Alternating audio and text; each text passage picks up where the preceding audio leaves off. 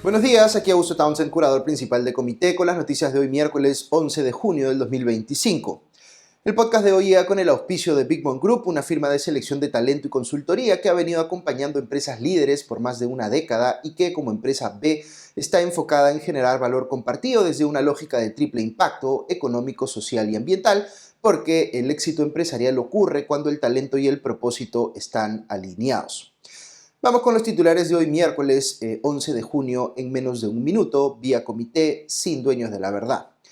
Primero, se aprobó en la Comisión de Constitución del Congreso un dictamen que busca amnistiar a los militares y policías que participaron en la lucha contra el terrorismo.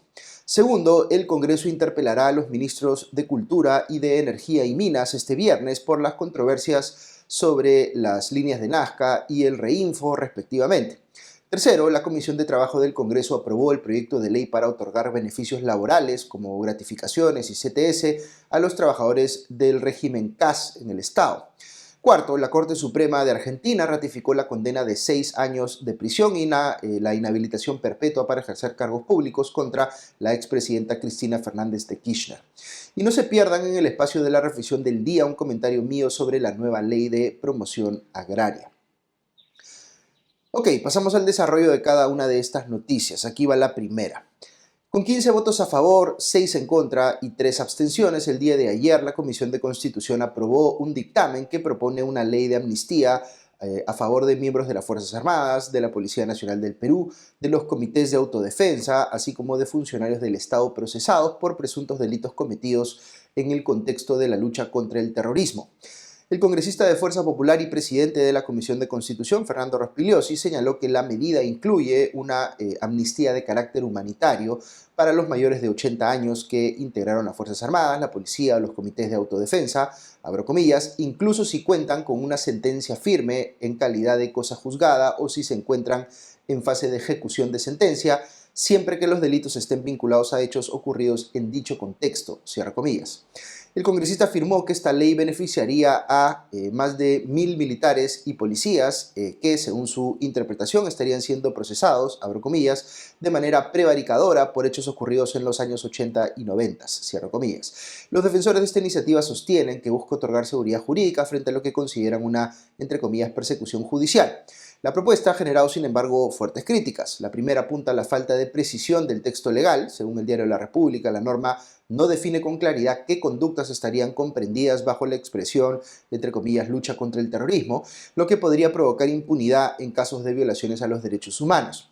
La segunda crítica, de carácter más jurídico, ha sido formulada por especialistas como Yulisa Mantilla, expresidenta de la Corte Interamericana de Derechos Humanos, quien sostuvo que la propuesta es incompatible con la jurisprudencia de la Corte Interamericana de Derechos Humanos. En efecto, desde el caso Barrios Altos, que es del 2001, la Corte Interamericana ha establecido que las amnistías generales aplicables a crímenes de lesa humanidad son inadmisibles. A través de sus redes sociales, Mantilla declaró, abro comillas, hace mucho la Corte y el Tribunal Constitucional han rechazado el uso de amnistías para graves violaciones de derechos humanos, así que este proyecto no solo es inconstitucional, sino burdo. Los jueces deben aplicar control de convencionalidad sin temor, cierra comillas. En caso alguno de ustedes se esté preguntando, es bueno saber la diferencia entre una amnistía y un indulto, que es otra figura legal. Un indulto es cuando se reconoce que alguien cometió un delito, pero se le perdona la pena, normalmente por razones humanitarias, por ejemplo, una enfermedad terminal. Los indultos los otorga el Poder Ejecutivo, según las reglas aplicables.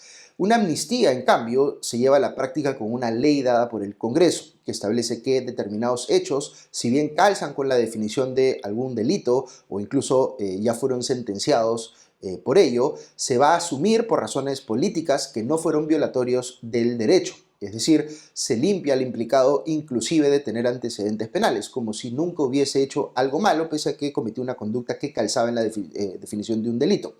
Por eso es que muchos especialistas en temas legales, si bien están de acuerdo con la figura del indulto humanitario, están en contra de las leyes de amnistía. Segunda noticia. El Congreso interpelará este viernes 13 a los ministros de Energía y Minas y de Cultura luego de que las mociones de interpelación respectivas fueran aprobadas por amplia mayoría ayer martes. En el caso de Jorge Montero, titular de Energía y Minas, el Pleno aprobó su interpelación con 86 votos a favor, 3 en contra y 2 abstenciones. Montero Cornejo deberá responder sobre los cuestionamientos al proceso de formalización minera y la ampliación del registro integral de formalización minera, más conocido como REINFO. La interpelación, fue impulsada por los congresistas Elvis Vergara de Acción Popular y Ruth Luque del Bloque Democrático Popular. El pliego interpelatorio consta de 20 preguntas. Entre las preocupaciones claves destacan que se permita, o se haya permitido que el REINFO sea traspasado por herencia, cosa que ya se revirtió, y la intención del Ejecutivo de extender el plazo de formalización de mineros artesanales hasta diciembre. Montero tendrá que responder estas preguntas el viernes desde las 9 de la mañana y más bien el ministro de Cultura, Fabricio Valencia, deberá ir al Pleno ese mismo día, pero en la tarde, a partir de las 3. En su caso, el pliego interpelatorio consta de 52 preguntas que han sido tomadas de las 3 mociones de interpelación que se juntaron en su contra. La interpelación busca esclarecer los fundamentos técnicos y políticos detrás de esta decisión muy controversial de reducir más de 2.400 kilómetros cuadrados la extensión de la Reserva Arqueológica de Nazca, declarada Patrimonio Cultural de la Humanidad por UNESCO, decisión que también ya fue revertida. De acuerdo con el congresista Eduard Málaga, quien sustentó una de las mociones contra Valencia, si bien el Ministerio de Cultura posteriormente emitió una nueva resolución eliminando parcialmente el recorte, no ha anulado por completo la medida ni ha ofrecido explicaciones técnicas que sustenten por qué la tomó en un primer momento.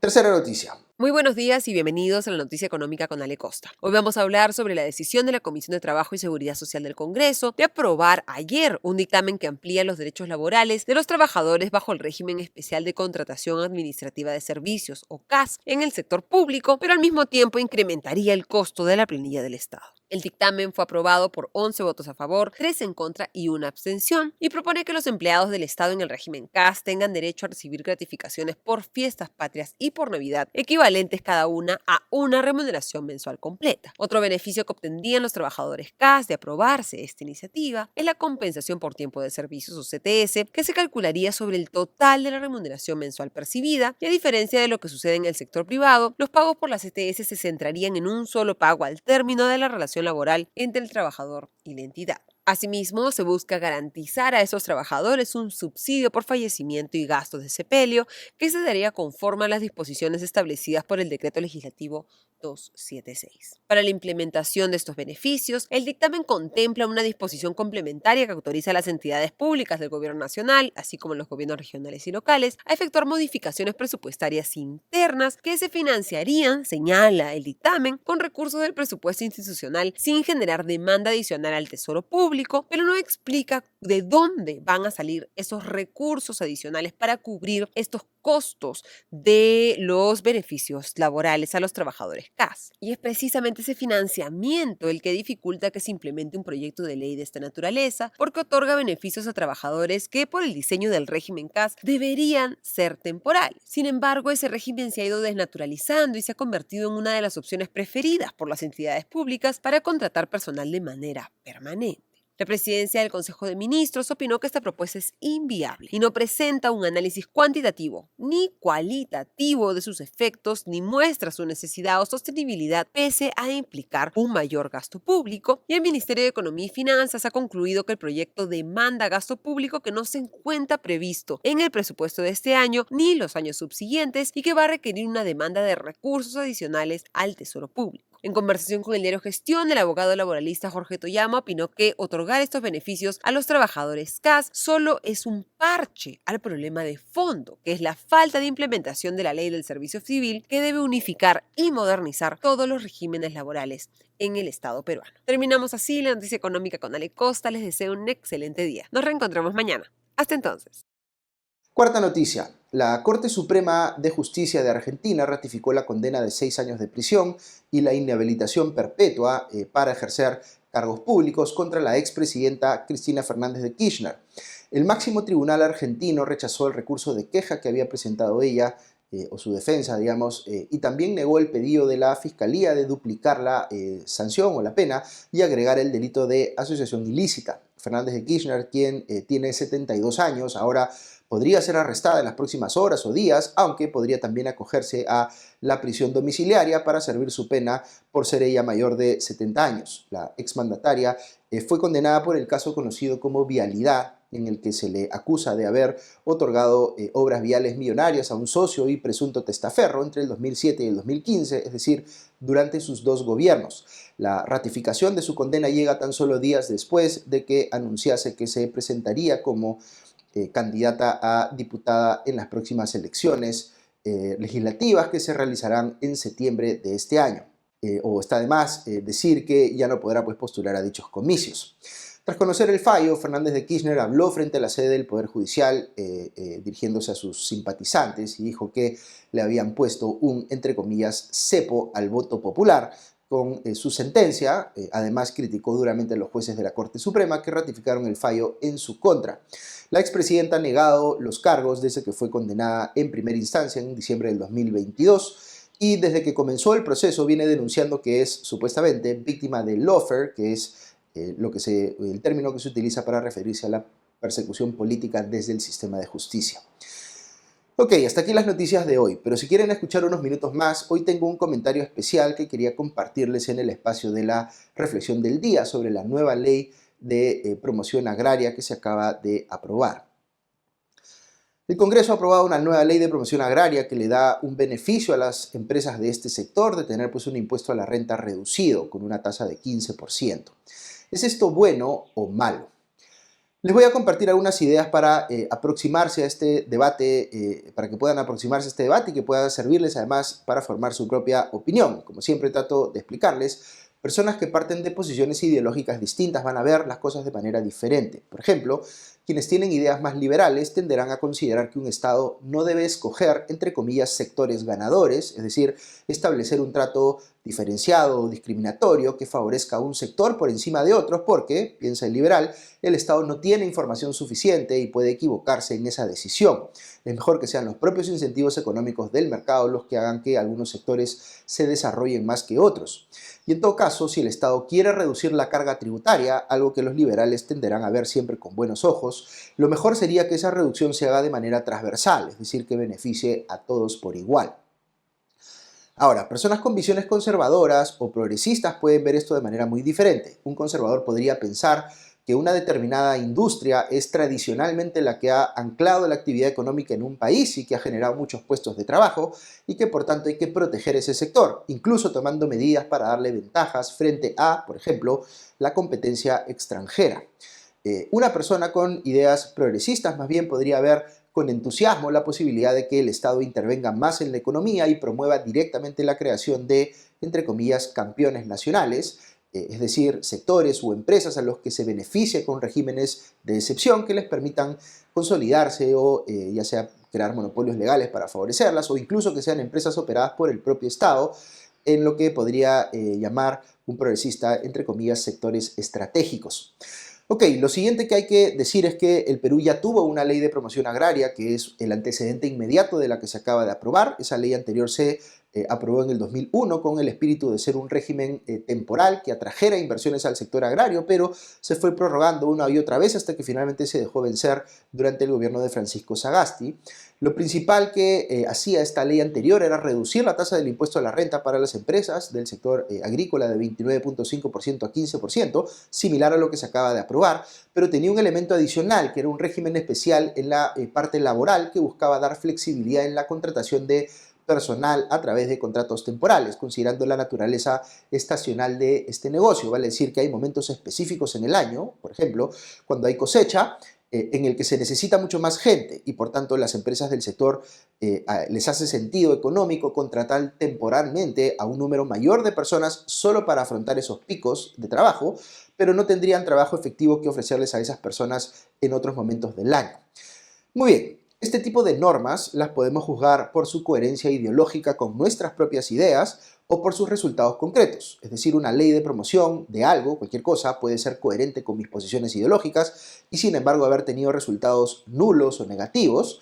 O en sentido inverso, una ley puede alejarse mucho de mis posiciones ideológicas y sin embargo haber generado resultados concretos muy destacables. El peor escenario ciertamente es uno en el que la ley me parece ideológicamente cuestionable y además tiene malos resultados, y el mejor escenario es uno en el que estoy de acuerdo con el sustento ideológico de una ley y además celebro que haya tenido buenos resultados.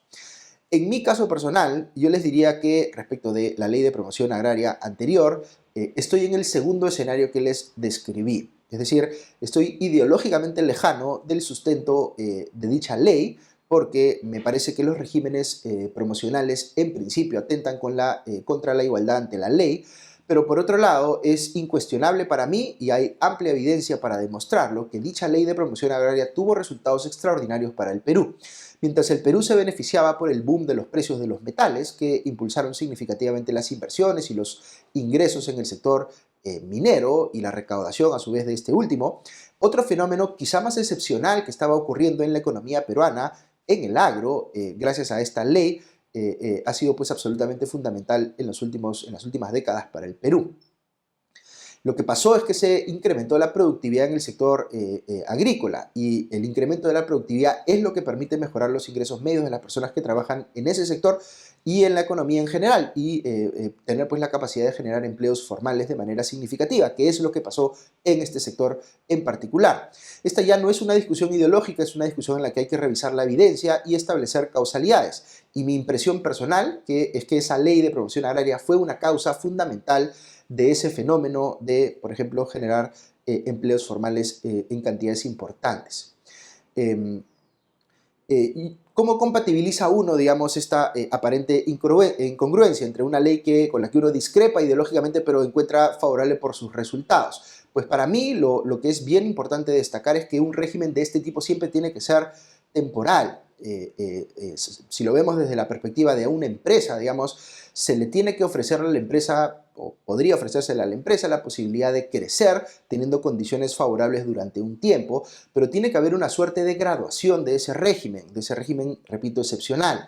Dicho en sencillo, es como si el Estado te dijese, oye, te doy, digamos, 5 años de condiciones tributarias excepcionales o laborales para ayudarte a crecer, pero luego de eso ya te tienes que sostener tú por tu propia cuenta. Inclusive se podría ir más allá y, como he sugerido en anteriores podcasts, condicionar ese régimen especial o ese trato favorable en lo tributario a compromisos concretos de generación de puestos de trabajo formales. Lo que no encuentro justificado es que este régimen tributario excepcional se piense como algo indefinido y que beneficie indefinidamente a empresas que, por ejemplo, ya pueden tener rentabilidades suficientes como para hacer evidente que no necesitan ayuda estatal. Porque hay que ser conscientes aquí de que si el sistema tributario mantiene los impuestos altos para todos, pero los baja fuertemente para un sector, significa en la práctica que el resto de industrias están subsidiando a la industria favorecida. Y eso, digamos, es bien difícil de sustentar desde una perspectiva de igualdad ante la ley. En todo caso, deberían bajar los impuestos en el régimen tributario en general y que eso aplique o beneficie por igual a todos. Ahora, les acabo de hablar de la parte tributaria, pero luego está la parte laboral. En este caso, yo sí creo que hay diferencias de realidad económica entre distintas industrias que podrían ameritar regímenes laborales distintos. No es lo mismo la forma como se trabaja, por ejemplo, en el sector minero o en el sector agrario. Entonces, en la parte laboral específicamente, yo creo que el argumento de igualdad ante la ley sí puede ser rebatido con algunos argumentos haciendo ver que la naturaleza estacional de este negocio, el negocio agrario, requiere un régimen diferente. Ahí ciertamente entramos en una discusión que es más ideológica, que tiene por un lado a los que consideran que debe haber más flexibilidad en los mercados laborales, típicamente los liberales y los conservadores, y por otro lado a quienes consideran que el régimen laboral debe ser más pro-trabajador, que es donde están las personas con visiones progresistas, y ese es un debate perfectamente válido. Ahora, fíjense que la nueva norma que se acaba de aprobar, como les decía al inicio, ya no entra en la parte laboral, solo se restringe a lo tributario, es decir, a bajar la tasa del impuesto a la renta. ¿Por qué pasa esto? Mi intuición es que porque quienes la impulsaron pensaron que sería más fácil lograr que se aprobara si quedaba solo lo tributario, que si se añadía lo laboral, porque lo laboral siempre pues es bastante más controversial. Entonces, para entrar ya al análisis de esta nueva ley y qué la distingue de la anterior, hay que decir que en el Perú ya no estamos en la situación en la que estábamos cuando estaba vigente la ley de promoción agraria anterior. Hoy tenemos un problema serio de déficit fiscal, de manera que este argumento en particular de apoyar, digamos, a un sector con beneficios tributarios se vuelve mucho más difícil de sostener, porque, como bien han dicho algunos exministros de Economía, supone un nivel de irresponsabilidad fiscal. Lo que típicamente responden a esto los promotores de la ley es que si estas condiciones tributarias beneficiosas permiten la generación de nuevas empresas, que se multipliquen, digamos, las empresas del sector, el dinamismo económico que va a venir más adelante va a permitir que se recaude más, pero más adelante. Es decir, estamos dejando de recaudar ahorita, ¿no? Lo cual tiene un costo, o si quieren verlo, es una inversión del Estado, porque eso se va a repagar con impuestos futuros. Ese me parece que también es un argumento válido, pero aquí entramos a una discusión de probabilidades que hay que ver con calculador en mano. Ciertamente en la ley de promoción agraria anterior pasó eso. Esa es mi lectura de la situación. Pero si creemos que esto va a volver a pasar en las circunstancias actuales, sin duda pues hay que sustentarlo de manera un poco más aterrizada, no solamente decir que probablemente ocurra cuando no se hace este análisis que diferencie, digamos, el contexto actual del contexto anterior. Todo esto es discusión perfectamente válida. Ahora, mi impresión, y aquí les comparto más mi opinión personal, es que tener una ley de promoción agraria hacía más sentido por el lado laboral, donde sí se podía sustentar, como les decía, que habían razones para hacer un trato diferencial. Que la nueva ley de promoción agraria se haya quedado solo en lo tributario tiene por un lado los problemas inocultables que les decía, que el Perú ya no está tributariamente en la misma situación que en la década del 2000 o en la década del 2010, y además que reducirle a la mitad del impuesto a la renta a cualquier sector es hoy pues fiscalmente peligroso. Y luego hay un problema relacionado con esta ley que tiene más que ver con cómo se interpreta desde una lógica o una óptica política. Excluida la parte laboral, una norma promocional como esta solamente se ve como un beneficio otorgado a un sector a expensas de los demás que no reciben, digamos, proporcionalmente la misma reducción de impuestos, ¿no? Esto hace ver como si fuese una suerte de privilegio que se le está dando solamente a un sector. Que se haya ido entonces solo por lo tributario es, en mi opinión, un error político, que además tiene, como les digo, un grado de irresponsabilidad fiscal que no se puede ocultar. Lo único que creo yo que justificaría haber ido solo por lo tributario es que el sector pudiese sustentar que si no hay ese beneficio va a haber quiebras masivas o el sector se cae por alguna razón externa o algo por el estilo, pero no veo que se esté argumentando eso. Pero en fin, esa es mi opinión respecto de esta nueva ley. Ciertamente ustedes pueden tener una distinta, pero no se olviden de compartirme sus argumentos o escribir para saber qué piensan sobre este tema que ciertamente es muy importante para la economía peruana. Muy bien, con eso llegamos al final del podcast de hoy. Que tengan un buen día. Muchas gracias a nuestros auspiciadores, a Big Man Group y a nuestros suscriptores que nos permiten llegar a ustedes cada mañana. Y ya nos escuchamos pronto. Adiós.